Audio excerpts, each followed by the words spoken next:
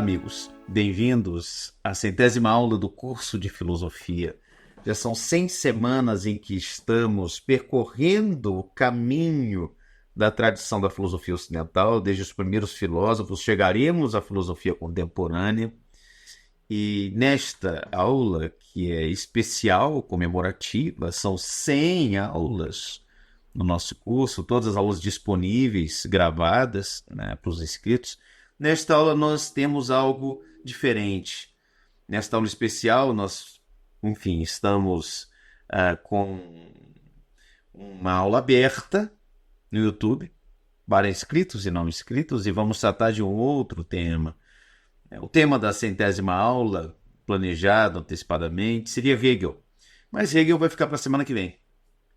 Hoje vamos tratar da filosofia como possibilidade de alcançar uma vida melhor. A filosofia se presta a isso, a filosofia serve para vivermos melhor. E a filosofia, entendida assim, não pode ser confundida com uma autoajuda? Muito bem, é daqui que vamos partir. Em primeiro lugar, a filosofia e autoajuda. Olha, se a filosofia pode ajudar a viver melhor, ela não seria realmente um gênero literário, pseudopsicológico, como autoajuda. De fato, há uma certa tradição na filosofia, que é a tradição da filosofia moral, ou a tradição que se inicia ali na filosofia de Aristóteles, na filosofia helênica, que tem o propósito, com efeito, de nos conduzir a uma vida melhor. Todavia, não se trata de uma vida melhor em função da melhora das nossas condições de vida. E aqui nós temos uma diferença essencial entre a filosofia e a autoajuda. Porque a autoajuda, amigos, é um bálsamo para as incertezas e angústias da existência. Ela oferece um analgésico para a vida. Né? Ela oferece um caminho de esperança para que nós tenhamos mais alegria, mais satisfação, para que conquistemos as coisas que desejamos. Então, isso que faz a autoajuda. E a autoajuda faz uma espécie de reprogramação na nossa mente por meio de chavões, de frases feitas, frases motivacionais, e que devemos incorporar repetindo, todos os dias. Eu posso, eu consigo, eu vencerei. E nesse sentido, a autoajuda se aproxima de uma espécie de ética da prosperidade. Seria um caminho no qual, por meio da aproximação com as ideias, da prosperidade, muito especialmente da prosperidade material, nós chegaríamos mais perto da realização dos nossos desejos de consumo, principalmente. Porque a autoajuda, a rigor, nos oferece psiquicamente um caminho de pré-satisfação do consumo. Quem busca autoajuda, muitas vezes busca resolver de modo mágico uma necessidade imaginada, de felicidade. E essa felicidade quase sempre está associada a algum tipo de consumo de bens materiais ou de bens imateriais.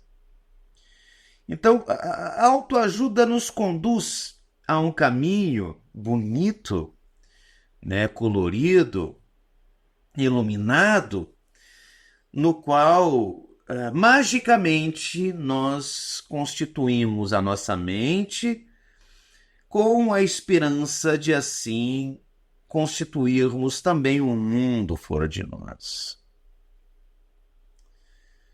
Isto é, a autoajuda é alegre, a autoajuda é otimista, a autoajuda nos conduz para longe da angústia, para longe do sofrimento e para longe, consequentemente, do próprio pensamento. A autoajuda não pensa. A autoajuda não nos leva a pensar. A autoajuda nos leva a desejar e a sonhar. A autoajuda nos leva a um auto-engano. A autoajuda desenvolve em nós, em suma, uma nova autoimagem. A autoajuda favorece o narciso que existe dentro de cada um de nós. A autoajuda é narcísica, né? É justamente por isso que ela é autoajuda. Esse auto significa referente a si mesmo. Então é a ajuda que o sujeito dá a si mesmo para que ele encontre, entre aspas, a melhor versão da sua existência.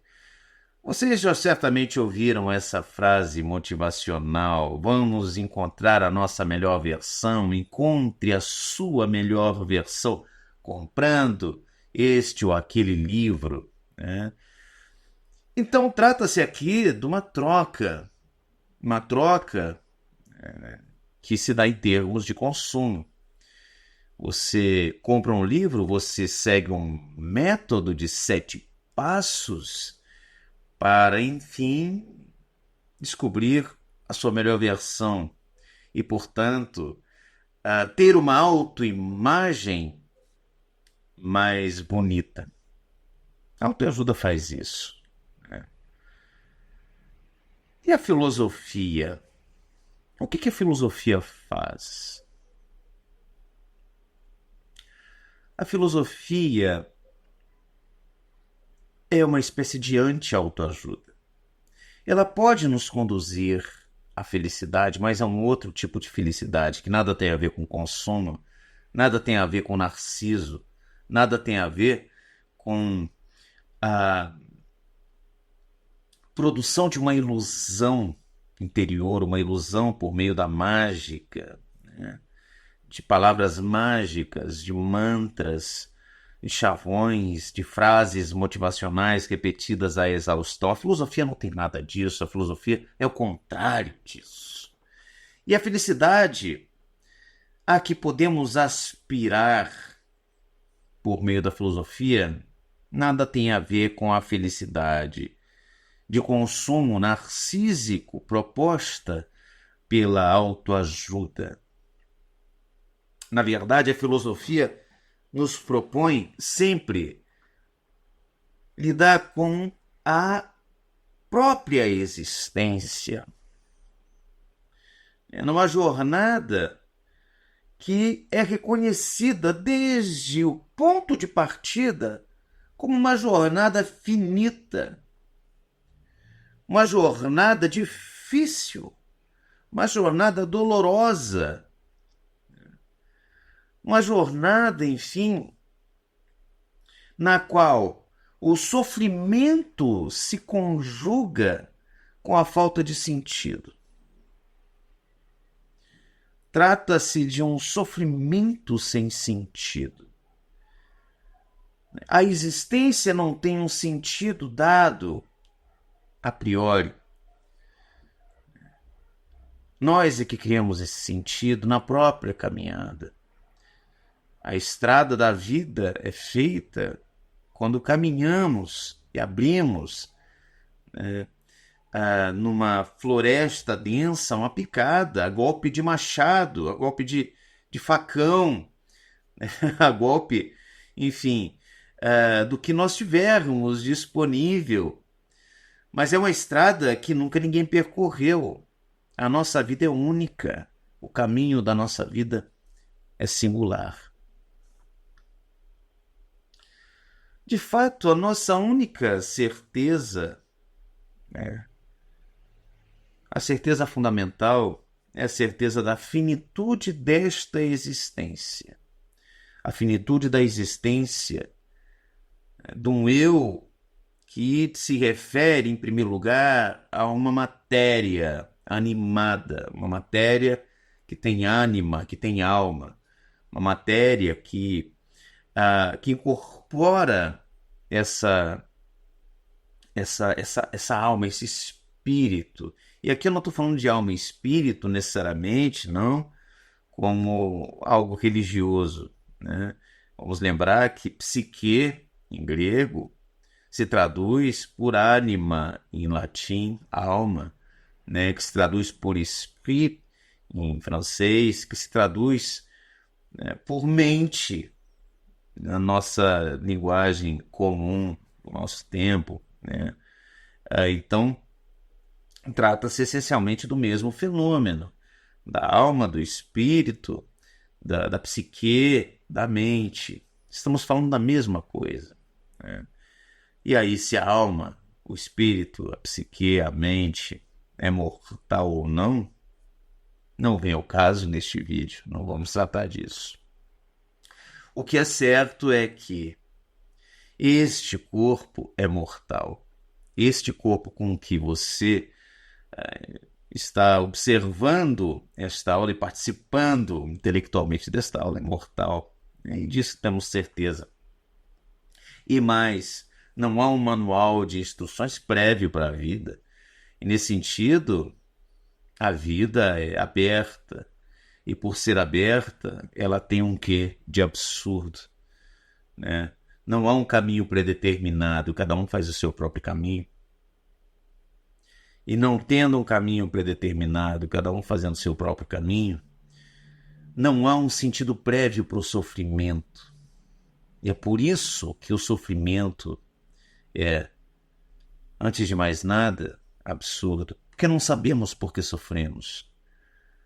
E a rigor, toda explicação para o sofrimento é uma explicação ad hoc. É uma explicação que se tem após o sofrimento. É uma racionalização do sofrimento. A certeza é a de que sofremos desde o nosso primeiro segundo na Terra até o nosso último segundo na Terra.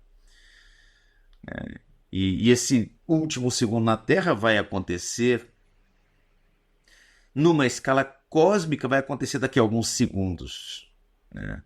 Ou alguns centésimos de segundos, porque a vida é curta. Você vai conseguir ler alguns livros, talvez algumas centenas. Você vai conseguir escrever alguns livros, você vai conseguir tocar algumas músicas, caso você seja músico, algumas centenas, né? Talvez alguns milhares de composições você vai tocar.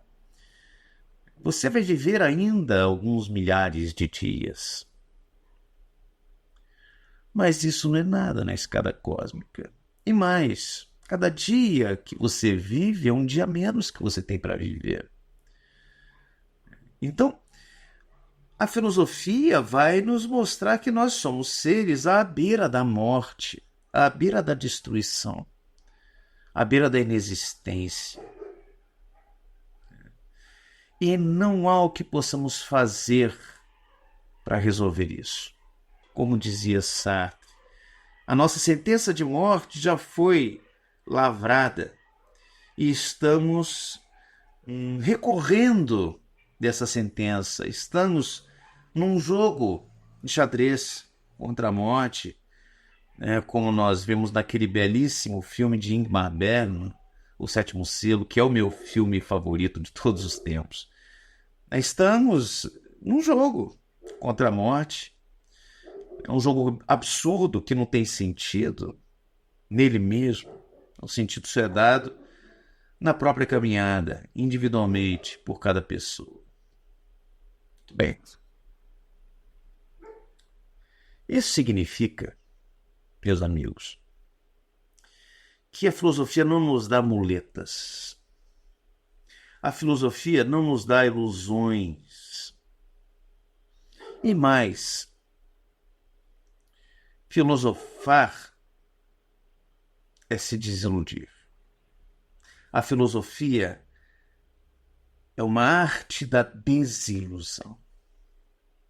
Se a filosofia não desilude, a filosofia, de fato, não nos serve. Então a filosofia nos desilude. Estamos marcados e condenados ao desespero, então, a uma angústia, a um quietismo de desespero, como escreve Sartre, né, no existencialismo e no humanismo. Estamos condenados à paralisação diante do absurdo da vida? Não necessariamente, meus amigos. Não, porque, ao contrário da autoajuda, que por meio da ilusão, por meio da satisfação narcísica, de uma antecipação narcísica de um futuro consumido com prazer, no lugar da autoajuda, então, que nos oferece essa satisfação narcísica prévia, a filosofia nos conduz a um outro caminho, nos conduz ao caminho da aceitação da realidade difícil da existência. Na filosofia, nós somos conduzidos a compreender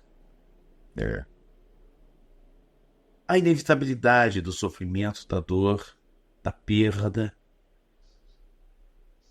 E, portanto, nós somos levados a uma desilusão propriamente. E a desilusão é boa. A desilusão é o que há de melhor que pode acontecer conosco. Porque uma pessoa desiludida não está mais iludida. Uma pessoa desiludida pode finalmente confrontar-se com a própria realidade. E como é que nós podemos encontrar essa realidade?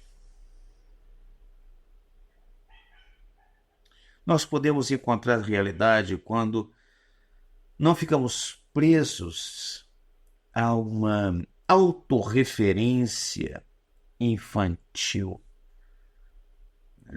a uma autorreferência egocêntrica. De fato, nós podemos encontrar a realidade quando abandonamos a atitude solipsista de considerarmos que nós somos realmente importantes, que nós somos o centro do mundo. A nossa importância é muito relativa. A importância de qualquer pessoa é muito relativa, né? Porque, a rigor, nós nos interessamos, sim, com as pessoas que nos cercam, nos interessamos muito em relação aos nossos pais, aos nossos filhos, aos nossos amigos.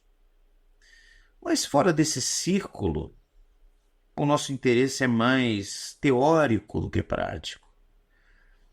É o que Freud diz no Mal-Estar da Civilização, que é um belíssimo texto, aliás. A ideia de que eu devo amar ao próximo, amar a todos, muito especialmente amar os meus inimigos, é tão forte quanto irrealizável. E todos sabem que é irrealizável. Até porque se eu amo do mesmo modo, né, o meu pai, a minha esposa, o meu filho, e um desconhecido na Tanzânia, e um desconhecido na Índia, e um desconhecido em Moscou, se eu amo do mesmo modo, a minha vida não tem a mínima possibilidade de realizar nada. Porque imagina se o meu filho está em dificuldades na Tanzânia, se o meu pai está em dificuldades na Índia, se minha esposa está em dificuldades em Moscou, eu vou mover todos os meus meios para resgatá-los dessas dificuldades. E como é que eu posso mover todos os meus meios para resgatar toda a humanidade de todas as dificuldades? É impossível. E isso mostra que, de fato, as pessoas não são tão importantes para as outras, né? São poucas as pessoas que se importam de fato conosco. Enfim, para uma pessoa que está do outro lado do mundo, que nunca ouviu falar, em mim e você, nós somos absolutamente desimportantes. E, a rigor, essa desimportância ou a consciência dessa desimportância é salutar. Porque é justamente aí que nós percebemos a nossa mais completa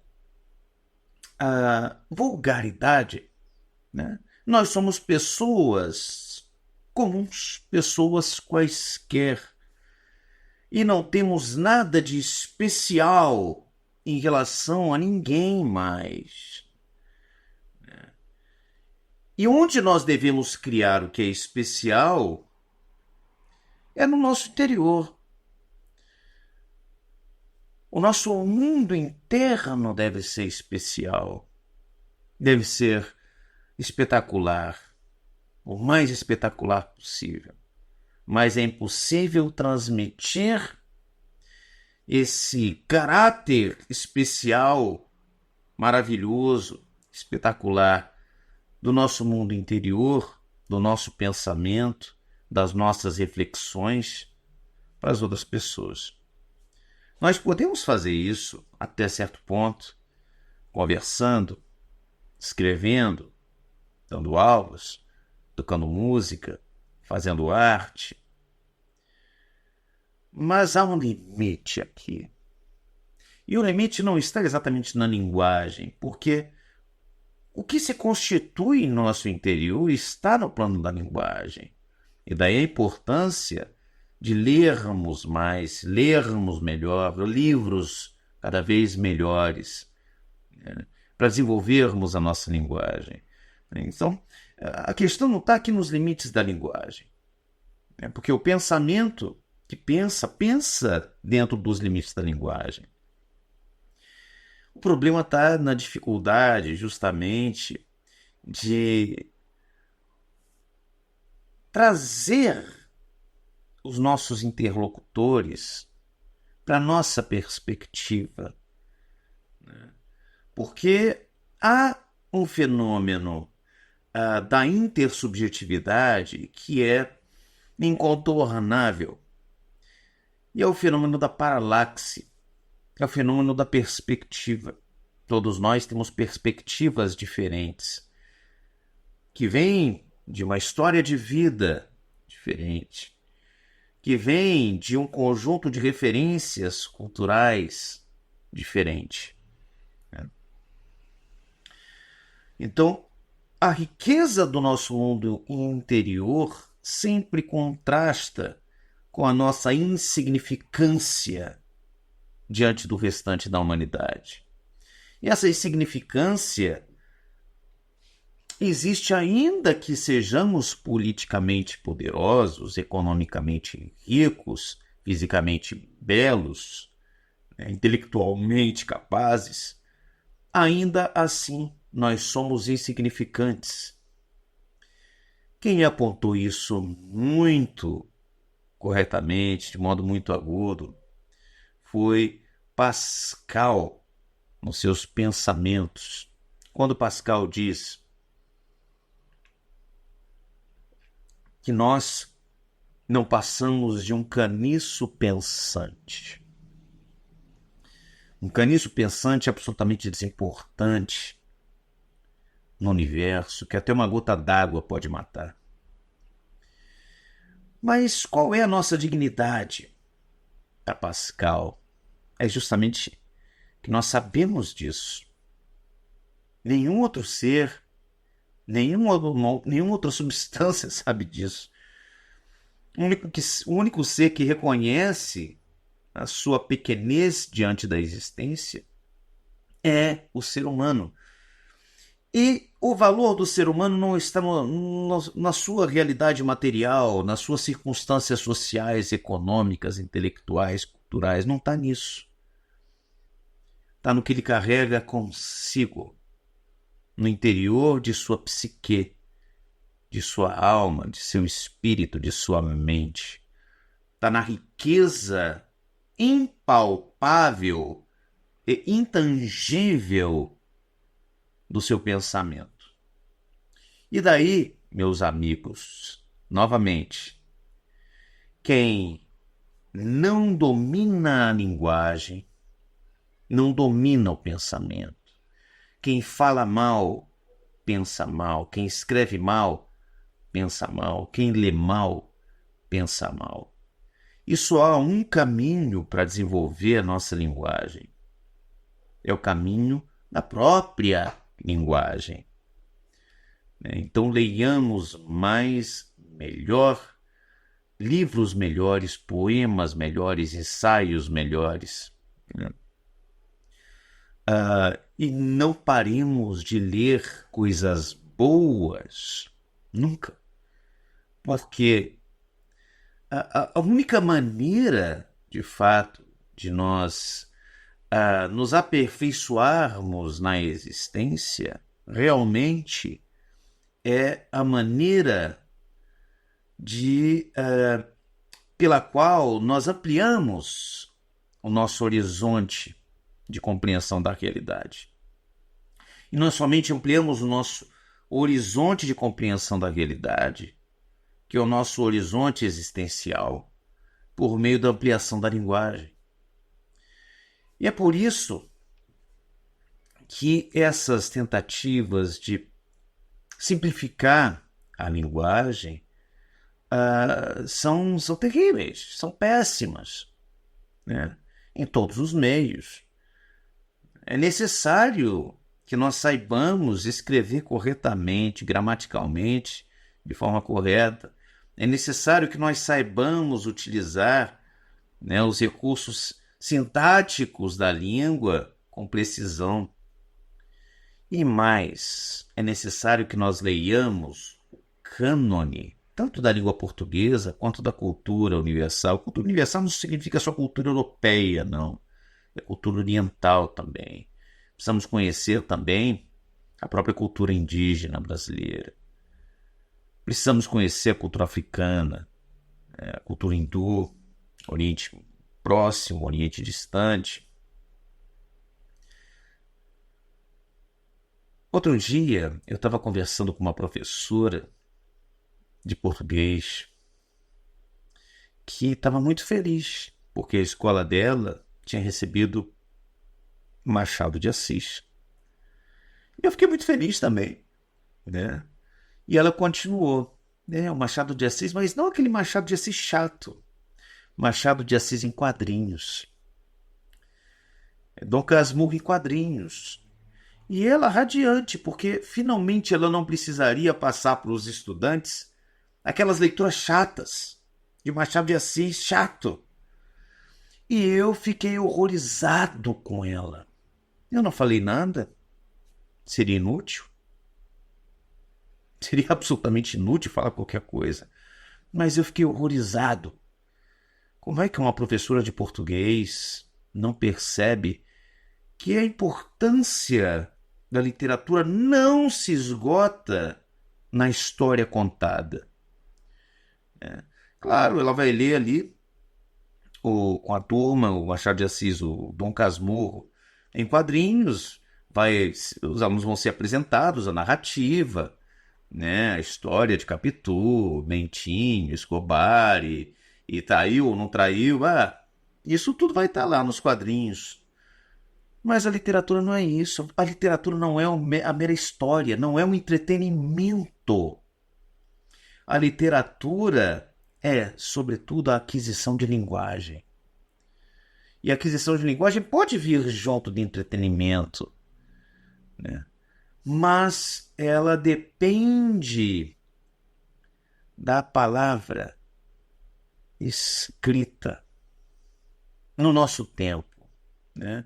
E por que no nosso tempo? Porque nós estamos mais no tempo dos trovadores, no tempo em que éramos capazes, ou que as pessoas eram capazes, nós não, mas as pessoas eram capazes de realmente adquirir a linguagem em todas as suas nuances por via poética.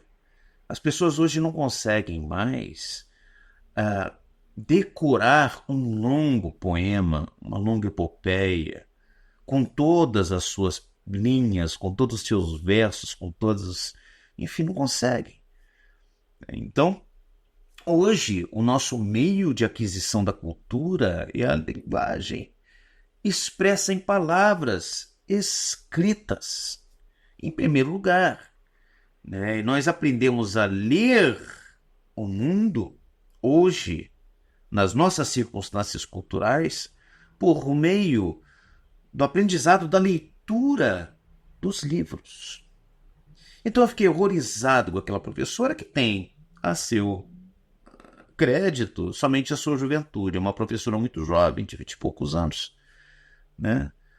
E que espero que em algum momento passe a amar as palavras escritas também, já que ela é uma professora de literatura, que ela passe a amar a literatura, que é o objeto da carreira profissional dela, e que essa carreira profissional se torne também uma carreira existencial, né? Se torne um compromisso da existência. Enfim, filosofar é desiludir. É desiludir, em primeiro lugar, o sujeito que se considera o centro do mundo. É mostrar que ele, do ponto de vista da existência, não tem nenhum valor. E que o seu único valor está no cultivo do seu pensamento, na sua capacidade de pensar. É justamente isso que o Platão pôs na boca do Sócrates, quando disse que uma vida não examinada, uma vida não pensada, não vale a pena ser vivida. O valor de uma pessoa está no seu mundo interior, na sua capacidade de pensar, de organizar os pensamentos em palavras. Nós vivemos num tempo profundamente narcísico, em que as pessoas consideram a perspectiva narcisista uma perspectiva virtuosa. O narcisismo é a virtude do nosso tempo. Mas vocês entendem que não se trata aqui de virtude. O que é o narcisismo? Quem foi Narciso? Vocês lembram? Há várias narrativas mitológicas de Narciso. Em algumas ele morre, enfim, se mata e vira uma florzinha, ele queima por dentro, né, e vira uma florzinha. Em outras, que eu acho mais bonitas, ele persegue a sua imagem até o fundo do rio. Quem é? Narciso, enfim. Era um filho de dois deuses, né, ou de uma deusa com um mortal, da lua com um mortal, né, ou do deus do rio com... Enfim, as narrativas variam, né? Então esse Narciso era um jovem muito bonito, um caçador, e numa das narrativas, inclusive,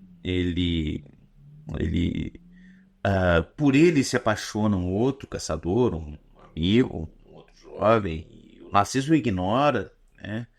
Então a Nêmesis vai e diz que Narciso jamais poderá receber o amor, né, da pessoa que ele ama. E um dia ele está lá, né, caçando, andando por dias, fica com muita sede, e vai para diante de um lago de águas cristalinas, do qual nenhum animal jamais bebeu, um lago puro. E ele vai beber a água e se abaixa para beber a água naquele lago. E ali ele vê o seu reflexo, mas ele não sabe que é o seu reflexo. Ele vê ali o rosto de um jovem muito bonito, bonito, com uma escultura de mármore, né, diz o mito. E ele se apaixona. E na versão que eu acho mais bonita, ele, apaixonado, vai chegando o rosto mais perto, porque ele quer tocar aquele jovem, ele quer beijar aquele jovem, né? E ele entra no lago procurando aquele jovem e ele morre afogado no seu próprio reflexo. E o que é então narcisismo? O narcisismo é um amor próprio que se torna extremo, a ponto de o sujeito só encontrar satisfação nele mesmo. O narcisismo é uma atitude, em suma, onanista diante da vida, né? Em que a vida vai passando, as pessoas vão passando, as coisas vão passando na vida e o narciso só encontra satisfação em si mesmo. Mesmo que esteja cercado de outras pessoas, mesmo que tenha parceiros, parceiras, mesmo que viva com outras pessoas, que tenha amigos, o narciso encontra satisfação somente em si mesmo. E a felicidade do narciso é a felicidade de uma autorrealização que não necessita de uma contraparte social, ou seja, uma autorrealização subjetiva, completamente subjetiva, né? E mais, uma autorrealização, de fato, solipsista. Trata-se de um solipsismo existencial, né? No qual os outros estão ali não como indivíduos, não como um outro eu, como um outro alguém. Os outros estão ali como objetos de minha satisfação. E a própria realidade é objeto de minha satisfação, né? Porque para o Narciso só existe ele. Ele se afoga na sua própria autoimagem, né? Isto é, ele se afoga numa ilusão, num reflexo ilusório. E por isso o narcisista se considera a pessoa mais importante do mundo. Ele se considera o próprio fundamento da realidade. E o narcisismo, vocês sabem, existia desde a época dos gregos, desde sempre, né? Há no homem uma tendência narcísica. Mas há uma certa tradição histórica, filosófica,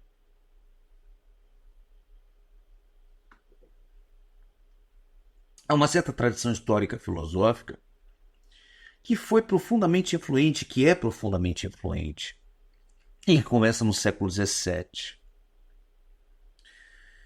Começa com Descartes, que foi o primeiro filósofo que estabeleceu no eu o ponto de Arquimedes, né, sobre o qual está a alavanca que move toda a realidade. Vocês vão lembrar na aula sobre sobre o Descartes, né? O Descartes propõe, no século XVII, que o fundamento de toda a realidade e do conhecimento de toda a realidade está no eu, no ego. O ego é o que justifica tudo que existe. E é difícil para o Descartes sair desse solipsismo.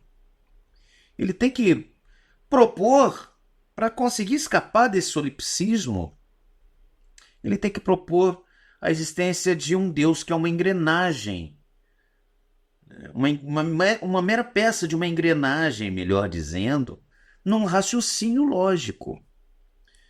Não se trata aqui de um Deus criador, não se trata aqui de um Deus salvador. Trata-se, no caso de Descartes, de um Deus que tem uma função lógica no meio de um raciocínio, que é a função de salvaguardar a possibilidade de uma verdade que esteja para além do próprio eu. Não é à toa que Descartes viveu sozinho por toda a sua existência. Não se casou, não teve filhos, se correspondia com as pessoas por cartas, em primeiro lugar, né? E viveu uma vida plena, mas uma vida solipsista. Uma vida subjetivamente rica, né? Todavia, uma vida na qual não havia nenhum compromisso efetivo, né, com a própria sociedade material. Tanto é que Descartes nunca precisou trabalhar, ele foi herdeiro. Ele até serviu como mercenário na juventude, numa guerra, né? Mas ele não tinha necessidade disso. Quando seus pais morreram, ele estava lá na escola de Lenflech, a escola jesuíta, ele teve uma formação muito sólida e tal. Ele saiu da escola, ele recebeu herança, vendeu, aplicou tudo no banco e viveu de juros a vida toda. Sem precisar se comprometer nem mesmo com o trabalho para sua sobrevivência. Ele nunca trabalhou a rigor. Então Descartes fundamenta essa ideia de um sujeito que é o próprio ponto de partida da realidade. E depois nós temos John Locke.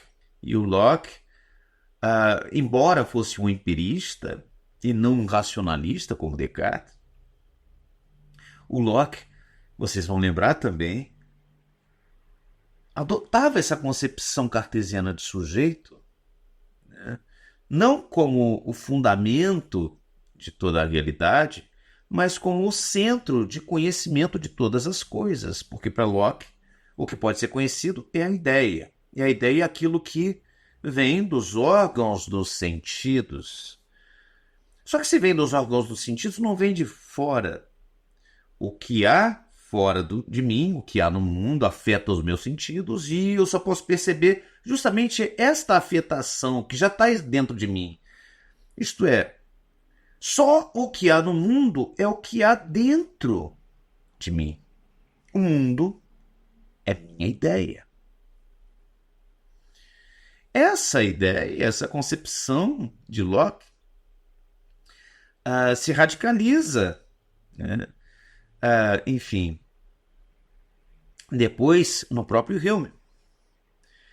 E o Hume vai dizer que até mesmo as regularidades do mundo externo são compreendidas como regularidades somente dentro da mente.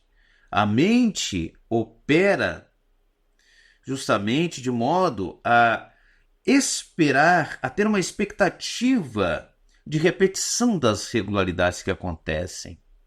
Então, tudo o que acontece, que nós percebemos por meio dos sentidos, né, se torna a nossa ideia, ou seja, tudo que está na nossa mente são ideias que nós temos por meio dos sentidos, e a mente faz o trabalho de conectar essas ideias separadas. O que é a mente? A mente, ao mesmo tempo, é tudo o que há, e ao mesmo tempo não existe, porque não passa de um feixe de percepções. Então, de todo modo, esse feixe de percepções é que condiciona a existência de todas as coisas, ou o conhecimento da existência de todas as coisas. E aí nós temos o Kant, que vai reforçar este papel de um eu a priori que tem em si todas as condições da percepção da realidade, mas a própria realidade percebida só existe dentro do eu, e o próprio espaço e o próprio tempo são formas a priori da percepção. Isso significa que nem mesmo o espaço, nem mesmo o tempo existem fora de nós. Nós não existimos no espaço, nós não existimos no tempo. Nós criamos o espaço-tempo e o tempo. Eu sou a causa, na verdade, eu sou o próprio espaço e o próprio tempo, né? Quando eu percebo algo no espaço e no tempo, não porque algo esteja no espaço e no tempo, para Kant, mas porque é a minha maneira de perceber as coisas. O espaço-tempo são as formas a priori da sensibilidade. Vocês estão compreendendo aqui que há toda uma tradição na filosofia, que vai até inclusive Fichte, né, que nós vimos na semana passada, que coloca justamente o eu como o centro e o fundamento do conhecimento, novamente, o idealismo alemão. Né? Nós temos toda uma tradição na filosofia que vai cada vez mais reduzindo a realidade a uma função do eu. E estamos aqui justamente no plano de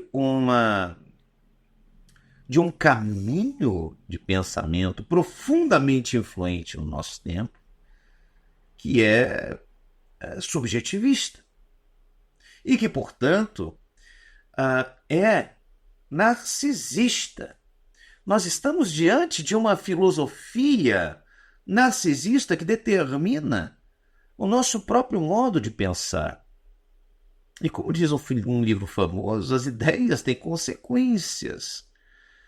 Se nós pensamos de certo modo, é porque as ideias que nós recebemos conscientemente ou inconscientemente, essas ideias foram produzidas por filósofos, por escritores, né, por poetas e transmitidas pelos livros.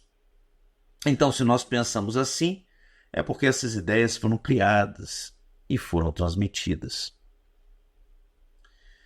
E essas ideias influenciam profundamente o nosso modo de existência social e político. A democracia liberal, capitalista do nosso tempo. O que é isso? O que é uma democracia? O que é essa ilusão democracia? Ela consiste na possibilidade de votar, mas votar em quem? Votar em alguém que eu escolho? Fui eu que escolhi os candidatos? Quem foi eu que escolhi quem podia se candidatar a um determinado cargo? Não. Quem escolhe os candidatos em quem podemos votar? São justamente as elites políticas. Então, democracia é o que? É o voto em alguém escolhido necessariamente pelas elites políticas? Né? Ou será que a democracia não tem nada a ver com o voto? Em Atenas não tinha a ver. Em Atenas, a democracia correspondia a uma escolha aleatória, por meio de um sorteio. Né? O que é uma democracia? Já existiu alguma democracia no mundo? Depende. Depende do que queremos dizer com essa palavra.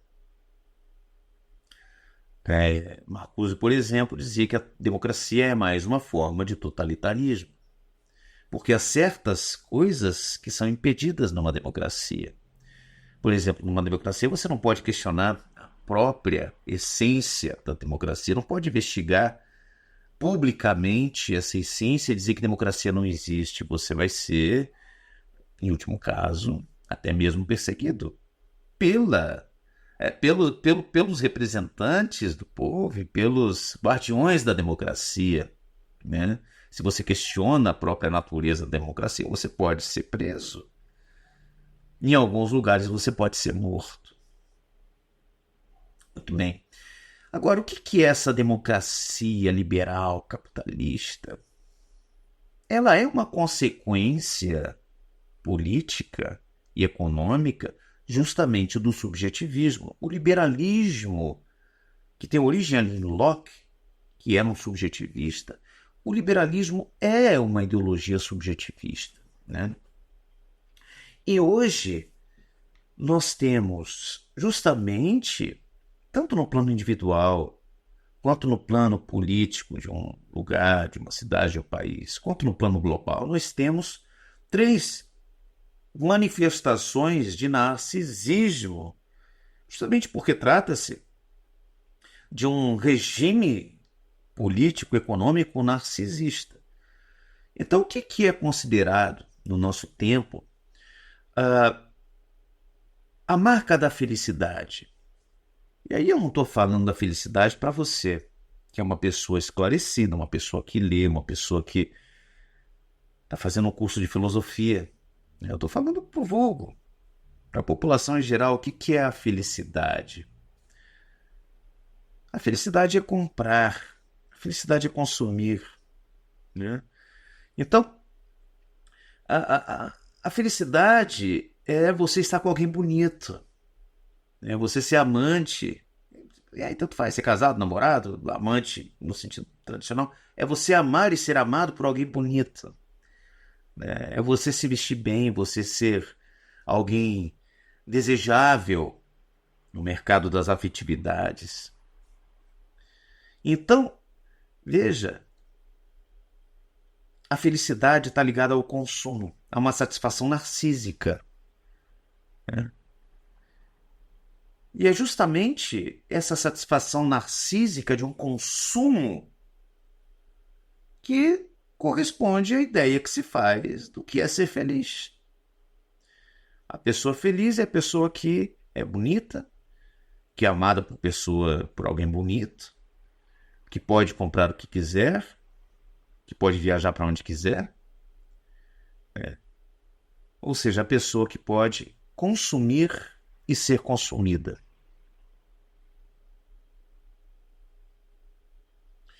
E no plano político, o que é, por exemplo, a marca, o critério fundamental do desenvolvimento de um povo ou do sucesso de um povo?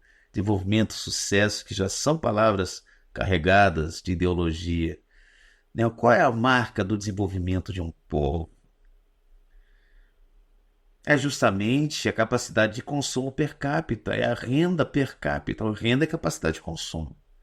Como se um povo fosse mais feliz, como se a vida fosse melhor nos lugares em que se tem maior consumo, onde se tem maior renda e, portanto, maior consumo. Novamente, estamos aqui diante de uma concepção narcisista, né, do que é a felicidade. A felicidade é o consumo. E, no plano global, né, o caminho de salvação do ser humano é entendido sempre em termos de consumo, de aumento da produção industrial, de aumento da renda per capita, de aumento do produto interno bruto, que corresponde sempre, esses aumentos correspondem sempre a um aumento da capacidade do consumo dos sujeitos. Isto é, esses aumentos da capacidade industrial, da renda per capita, do produto interno bruto, que, insisto, que correspondem a uma lógica irracional de crescimento infinito e, portanto, a uma lógica irracional de destruição da própria natureza, do próprio mundo. Esses aumentos é que correspondem na geopolítica ao sucesso, à realização, né? Ao desenvolvimento de um povo e da própria humanidade. É sempre crescer, crescer, crescer, mas crescer não significa ganhar cultura, não significa ganhar consciência, não significa pensar melhor. É sempre crescer no sentido de consumir mais. Produzir mais é consumir mais. Está compreendendo? E aqui nós temos uma doença essencial que a autoajuda contribui para promover, que é a ideia de que nós podemos, por meio de um processo de satisfação narcisista, nós podemos encontrar a felicidade. E essa felicidade vem sempre por meio de um consumo, de uma apropriação para mim de alguma coisa.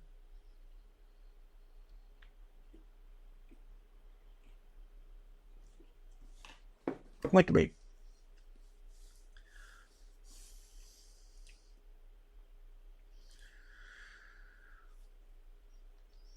A filosofia aparece justamente como uma anti-autoajuda, como um anti-narcisismo.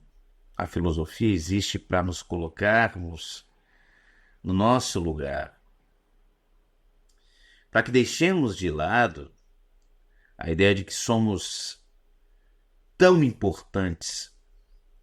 Nós somos sim importantes para a mamãe, para o papai, né? Para o marido, para a esposa, para os filhos. Somos importantes para os amigos. Mas, do ponto de vista universal, a nossa importância tende a zero. E daí vem a necessidade de compreendermos que, não sendo especiais, nós vamos sofrer como todas as pessoas. E é isso que nos dizem os filósofos, desde Aristóteles. Para Aristóteles, a eudaimonia, que alguns traduzem como felicidade, eu acho que a melhor tradução seria a autorrealização, a realização das suas potências, né? Mas potências que não conduzem somente para a satisfação narcísica, são potências sociais também. Porque o homem é um animal político, em primeiro lugar, é um animal racional e um animal político. Né?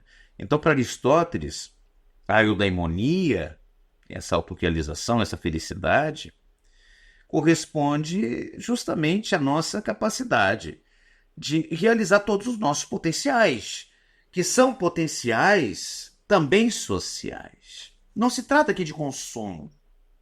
Um índio que nunca consumiu nada, que nunca mexeu em dinheiro, que nunca comprou nada, pode ser plenamente feliz, no sentido aristotélico, se ele conseguir realizar os seus potenciais, como espécie e como indivíduo. Os potenciais da espécie humana e os potenciais nas suas circunstâncias individuais. Epicuro também, que alguns poderiam até considerar parte dessa tendência narcísica, mas não estava de fato. Epicuro também fornece um caminho.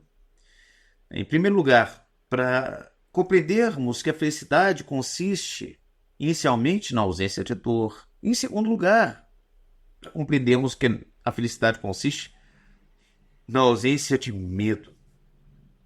De medo do quê? De medo da morte, do medo dos deuses, né? Na ideia de que o bem é fácil de alcançar e na ideia de que o mal é fácil de suportar.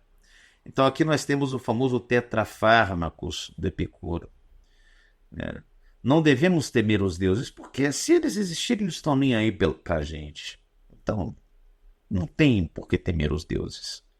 Ter medo dos espíritos poderosos.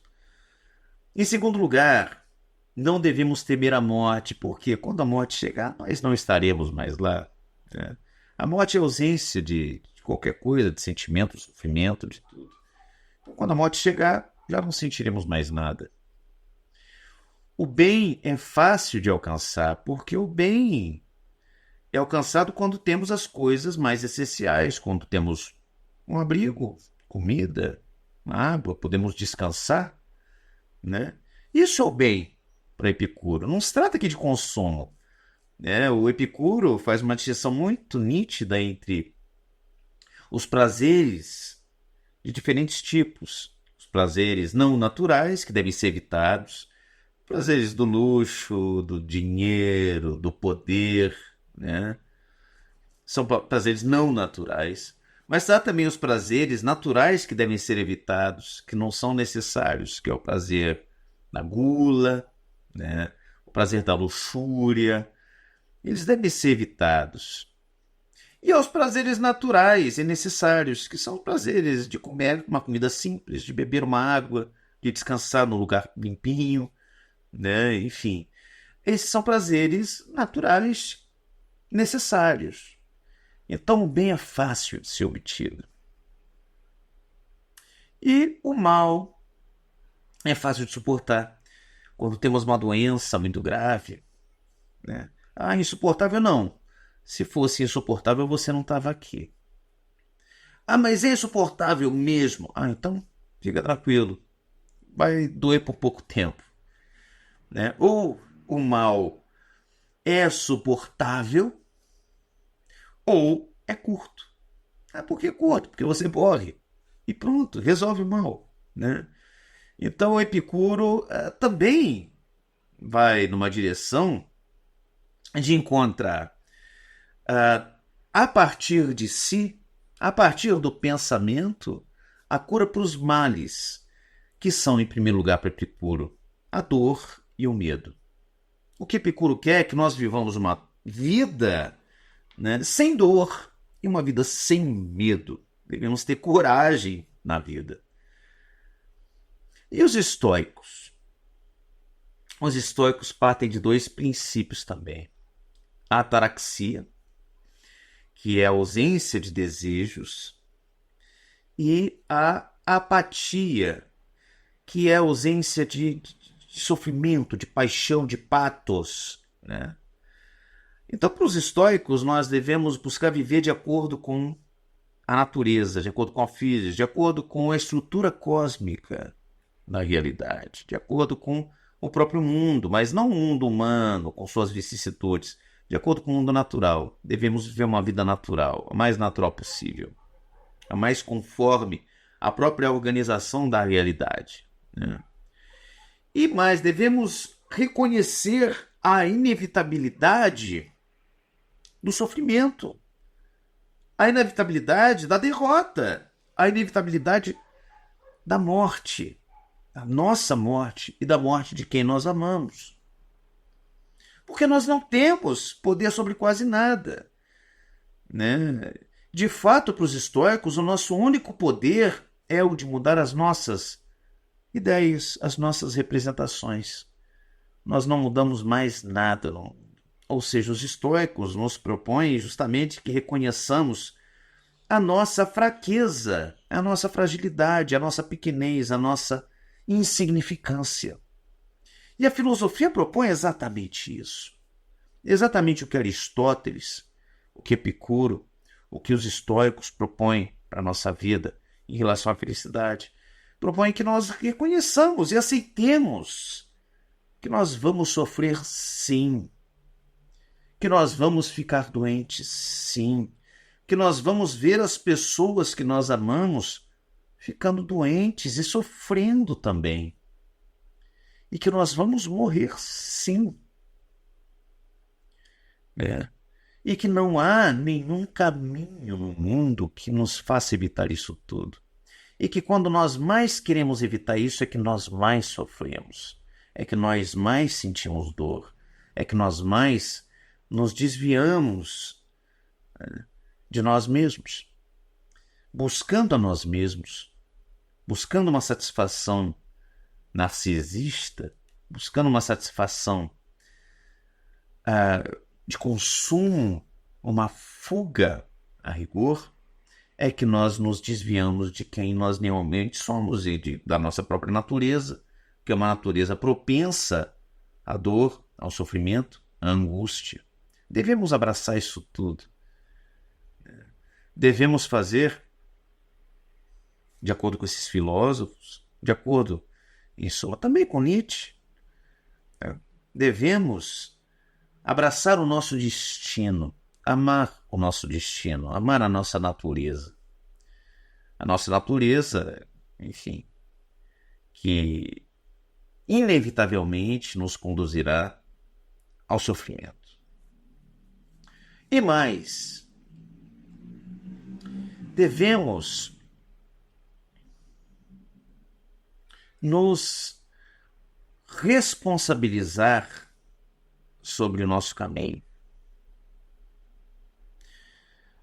Há uma filosofia moral do século XX que é muito poderosa, que é muito séria, que é a filosofia existencialista, né?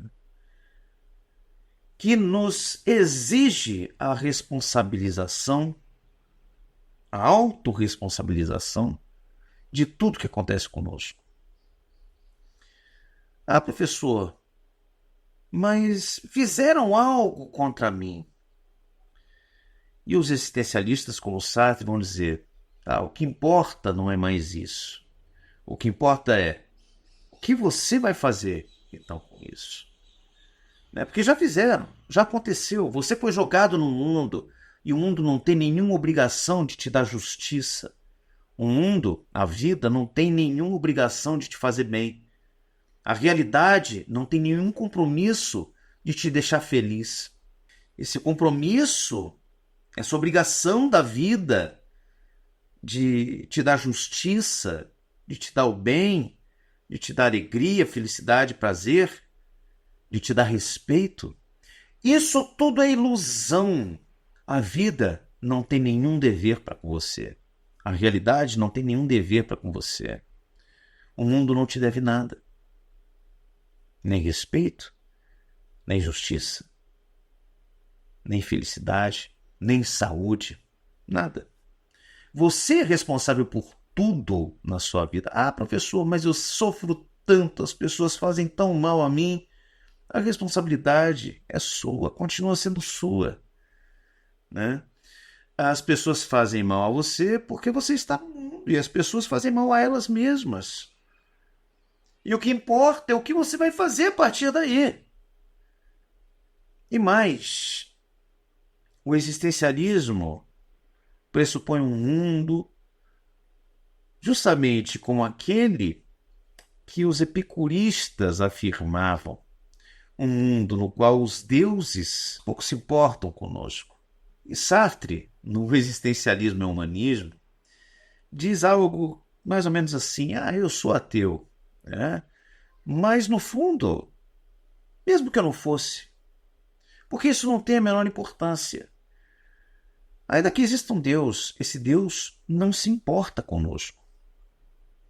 Esse Deus não quer o nosso bem. Ainda que haja um Deus, esse Deus não vai nos salvar. Então, não se trata aqui de um compromisso rigoroso com o ateísmo para que o existencialismo funcione. Não. O existencialismo é um compromisso com a autorresponsabilização do sujeito em relação à sua vida. E para que ele se autorresponsabilize, ele precisa ir na direção da realidade e não esperar narcisicamente que toda a realidade o cerque e o proteja. O existencialismo, assim como o estoicismo, como o epicurismo, como o aristotelismo, é uma filosofia de vida, propriamente uma filosofia mesmo, não tem nada de autoajuda, que nos põe diretamente diante do fato de que a vida é dura, de que a vida é difícil mesmo, né? E que nós vamos perder quase sempre. E ao final a derrota é certa. E ainda assim,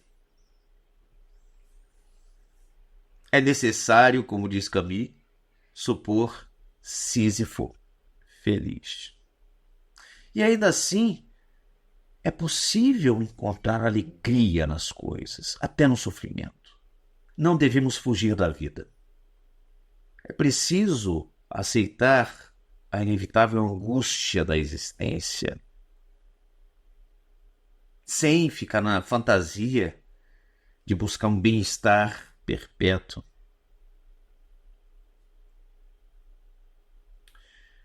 É preciso, em suma, compreendermos que a vida é, inevitavelmente, dor e sofrimento. E que, ainda assim,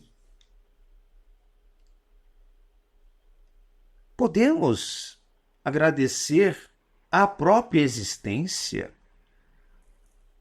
o privilégio de existirmos. Ainda assim, podemos ser felizes pela possibilidade de experimentarmos o prazer e a dor, a alegria e o sofrimento, a vida e a morte. Veja, do fato da vida ser difícil, implacável e, no fim, com toda a certeza nos derrotar, não se deriva a necessidade da tristeza. Pelo contrário, nós podemos viver a batalha da existência, o jogo da vida, com a certeza da derrota, e ainda assim com um sorriso no rosto e no coração. Felizes por termos participado dessa extraordinária experiência, por termos sofrido, por termos chorado, por termos gozado a vida, por termos experimentado todos os prazeres e todas as dores. Isso é extraordinário. Então, nesse sentido, meus amigos, é que a filosofia pode nos ajudar. Ela pode nos ajudar por meio da desilusão. Ela pode afastar as ilusões de que é possível encontrar uma situação de bem-estar perpétuo, uma situação de felicidade plena, uma situação na qual, por meio do consumo, satisfaremos o nosso ego de tal modo, que poderemos dizer, agora sim, eu venci. E é isso o que propõe a autoajuda. E é isso o que desmistifica a filosofia. A filosofia é a desilusão. A filosofia nos revela que a vida é difícil e ainda assim vale a pena ser vivida. Muito obrigado por estarem comigo aqui nesta 100ª aula, nestas 100 semanas. E na semana que vem teremos o nosso Hegel. Um abraço a todos. Tchau.